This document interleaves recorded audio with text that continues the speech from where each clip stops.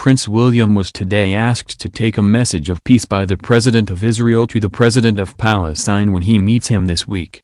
At a meeting in Jerusalem, President Rivlin asked the British second in line to the throne, who is this week due to become the first British royal to officially visit both Israel and the occupied Palestinian territories, to tell him the time had come for their two regions to find a way to solve the tragedy between us. Mr. Rivlin said, "I would like you to send President Abbas a message of peace that the time has come for us to find a way to build confidence as a first step toward the understanding that we have to end the tragedy between us and those around us for more than 120 years. God bless you. I would like you to send our best regards and best wishes to the Queen." The meeting between the two men, which included a great deal of chat about that other international language of diplomacy, football, appeared to have gone well. President Rivlin reminisced about the British legacy in his country, such as the criminal justice system, but bemoaned the fact that Israel had never adopted the Premier League and waxed lyrical about Harry Kane's abilities as a striker. The 5-day visit to the Middle East is arguably the 36-year-old William's greatest test on the world stage so far. Earlier in the day he also met President Benjamin Netanyahu and his wife Sarah in a landmark moment for Israel, which saw them make small talk about corgis and football in front of the cameras. The prince posed for several minutes at the Prime Minister's residence, in front of the flags of the UK and Israel. Mrs. Netanyahu, who was last week charged with fraud and accused of illegally claiming £75,000 for gourmet meals, took center stage for a jovial conversation on the patio, before they moved indoors for a longer, private meeting.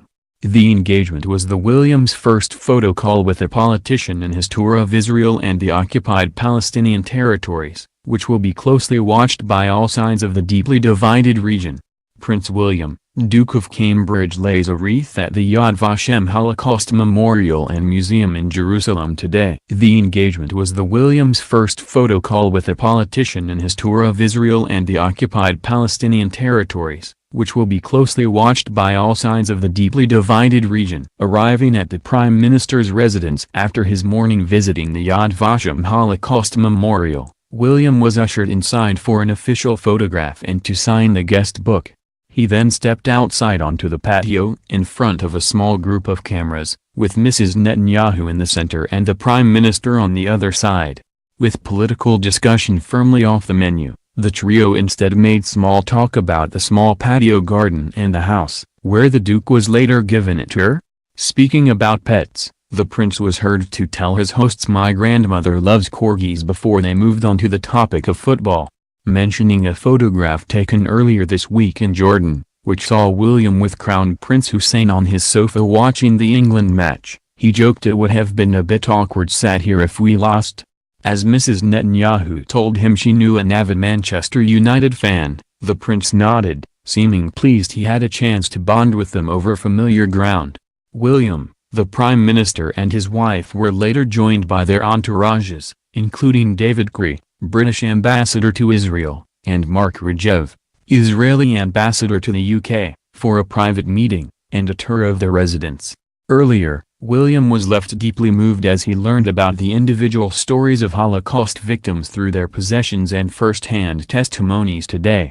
The royal paid his respects to the 6 million Jews murdered by the Nazi regime as he visited Yad Vashem, the World Holocaust Remembrance Center in Jerusalem, which recounts the extermination of the Jewish people during the Second World War. The Chief Rabbi Ephraim Mervis joined William for his visit, and the pair later took part in an emotional ceremony in the museum's Hall of Remembrance where the prince, who was wearing a yarmulke, also known as a kippah or skull cap, laid a wreath. William was clearly affected by the experience of seeing the remnants of concentration camp victims' belongings and exhibits showing the Nazi factories of deaths. He told two survivors who fled to Britain, "There's a lot to take in. It's not easy." He looked particularly pained when showed the shoes of Jews who perished at the Majdanek concentration camp in Lublin, German-occupied Poland. The shoes are buried beneath a glass floor in Yad Vashem's Hall No. 6, which documents the process of extermination at some of the camps including Auschwitz.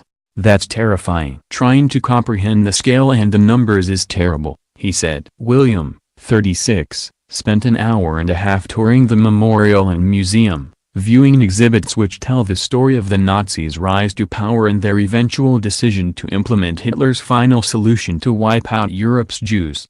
He was shown around by Yad Vashem's chairman, Avner Shalev, and its director of libraries, Dr. Robert Rosett, as well as Britain's chief rabbi, Ephraim Mervis, who later said a prayer for the souls of the martyred victims of the Holocaust at a moving remembrance ceremony. The chief rabbi said, "Today's visit to Yad Vashem was profoundly moving and deeply inspiring. The Duke of Cambridge is a figurehead for a younger generation, and he has previously mentioned to me that he feels a particular responsibility to ensure that the lessons of the Holocaust are learned. As the generation of survivors sadly dwindles, there can be no more powerful indication of our commitment to protecting their legacy than the presence of the future monarch at Yad Vashem." William's yarmulke was a gift from the chief rabbi and was inscribed inside, "Let us go up to the house of the God of Jacob. For the Torah shall come forth from Zion and the word of the Lord from Jerusalem." Isaiah 2:3. Among the survivors the prince met was Henry Foner, who was just 6 when his prescient father Max Lichwitz, a prominent lawyer in Berlin, sent his son on the Kindertransport to Britain in 1938. Bewildered and homesick, he was fostered by a Jewish family in Swansea, the Foners. Henry had already lost his mother at a young age, and from the moment they parted, his father wrote him an almost daily postcard in German. On Henry's 7th birthday Mr. Lichwitz telephoned him from Berlin, but as his son had already forgotten his native language they began to converse in English. Henry's adopted parents kept every postcard and letter he was ever sent from his family and gave them to him on his wedding day.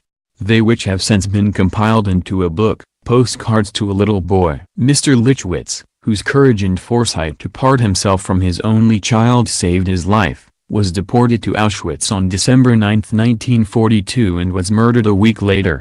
Speaking before today's service of remembrance, Mr. Foner said, "I found myself on a train when I was 6 from Berlin to Britain. People took those children from the goodness of their hearts. I missed my family, obviously, so they sent me a postcard each day, mostly my father. The people who adopted me, they never pretended to be my parents, they never tried to replace them. They said, 'Henry, when the war finishes we will see what happened to your family.' So I called them uncle and aunt, and we changed my name from Heinrich to Henry, and Lichwitz became Foner, because it wasn't a good idea to have such a German-sounding name. I became Henry Foner and I stayed that way, because they were my family." Of the postcards he received, Mr. Foner recalled, "My father wrote, 'How are you? Hope you are being a good boy.' All the things you write to a 6-year-old kid. Write more. Always write more." Yad Vashem, whose Hebrew name literally means a monument and a name, is dedicated to preserving the memory of the 6 million Jews murdered by the Nazis and of the many Gentiles who aided them.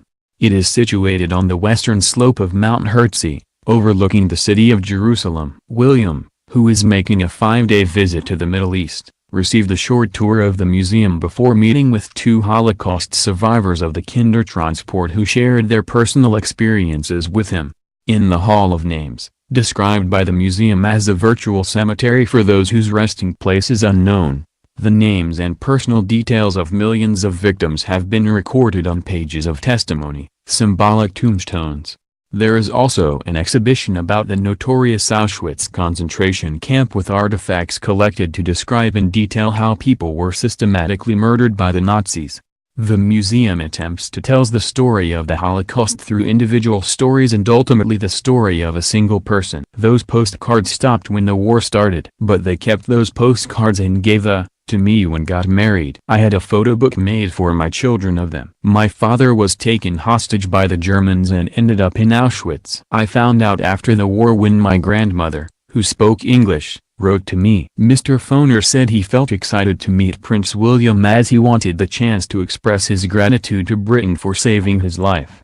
He said, "I was a soldier in the British Army, I did service, so did he. I'm really very, very grateful to Britain. They saved my life. It's as simple as that. I guess it's sort of a fairy story in a way. A little refugee kid is sent to a country where he knows nobody. Luckily he is sent to a nice family who look after him and his family write to him every day. And then one day he gets to the chance meet the prince to say thank you. I think it's like a fairy story. Later William will visit the city of Jaffa where he will meet young people involved in the work of two organizations focused on coexistence through football between the youngsters of different religious and ethnic communities, the Equalizer and the Perez Center for Peace. He will attend a football event hosted by the two charities and will have a chance to spend time with children and teenagers involved in several of their projects, including one focused on empowering young girls. In the evening the Duke will give a speech at a reception at the residence of Britain's ambassador to Israel David Corey before returning to Jerusalem. The Duke arrived in Israel yesterday from Jordan, the first stop in his 5-day visit to the Middle East, where he had made a pilgrimage to the spot in a Roman ruined city where his wife posed for a picture when just a little girl. William spoke about how Kate loved living in Jordan as a youngster. When he arrived in the country, he was able to see for himself the beautifully preserved 1st-century Roman city of Drash where the Duchess, Father Michael and Sister Pippa visited in the 1980s and posed as a trio for a picture. While H stressed that the visit is strictly non-political, today's schedule has seen him meet both Mr. Netanyahu and President Rivlin.